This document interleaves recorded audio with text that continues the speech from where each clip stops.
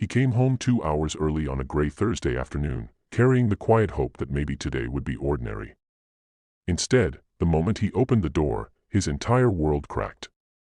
The house was too silent, the kind of silence that presses against the chest.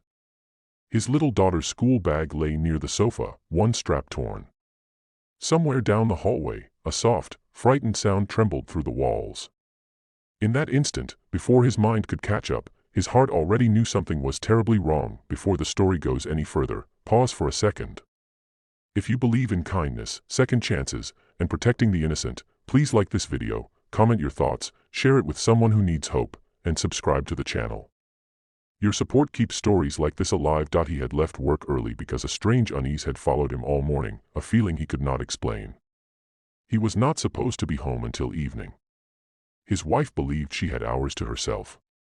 As he moved down the hallway, each step felt heavier, as if the house itself resisted him. What he saw at the end of that corridor burned into his memory in a way no fire ever could. His wife stood over their little daughter, her small body pressed into the corner, fear written into every inch of her.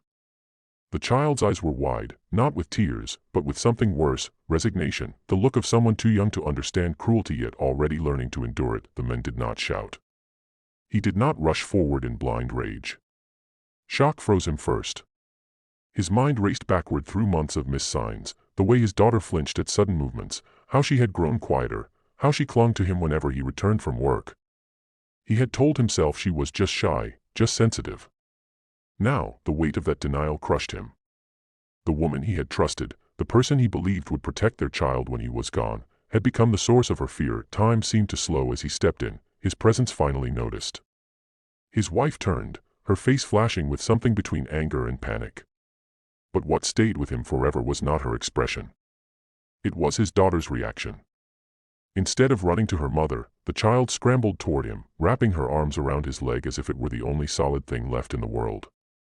That single movement answered every question he had been too afraid to ask. He carried his daughter away, holding her like she might disappear if he loosened his grip. In the bedroom, he sat on the edge of the bed, rocking her gently, feeling her heartbeat hammer against his chest. His own hands trembled, not from anger alone, but from guilt.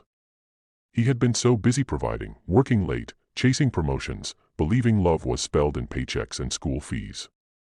He had not realized that presence was the most important protection of all. That night marked the beginning of the hardest chapter of his life. The days that followed were filled with fear, confusion, and painful decisions.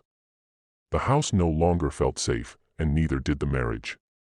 He documented everything, not out of revenge, but out of responsibility. Each bruise he discovered felt like a personal failure. Each quiet night, as his daughter slept curled beside him, he promised her silently that this pain would not define her future. The legal process was slow and exhausting, draining him emotionally and financially. Friends chose sides. Some told him to forgive, to keep the family together for the child's sake. Others whispered that he should have known earlier. Through it all, he stayed focused on one truth: love does not hurt, and silence protects no one. His daughter began therapy, her small hands gripping crayons as she learned to express feelings too big for her age. Progress was slow, but there were signs of light. She laughed again, softly at first, then louder. She started sleeping through the night. She stopped flinching when he raised his arm to wave. As months passed, the house transformed. The walls, once heavy with tension, now echoed with bedtime stories and gentle routines. He adjusted his work, turning down promotions that demanded long hours. He learned how to braid hair clumsily, how to pack lunches shaped like smiles, how to sit quietly beside a child until nightmares loosened their grip. Healing did not come in dramatic moments, it arrived in small, steady steps. One afternoon, as sunlight spilled through the living room window, his daughter sat beside him drawing. Without looking up, she leaned into his side, a simple, unguarded gesture of trust. His chest tightened, not with pain this time, but with gratitude. He realized then that broken things do not always stay broken. With care, patience, and courage, they can become something even stronger. Just before we reach the ending, please write in the comments where you are watching from and one word that describes how this story makes you feel.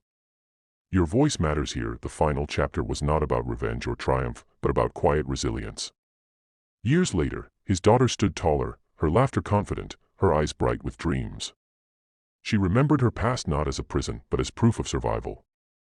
And he carried his own lesson forward, sharing his story whenever he could, reminding others that love must be active, attentive, and brave. If this story touched your heart, if it made you think about the people you love or the signs we sometimes miss, please take a moment now to like, comment, and share this video.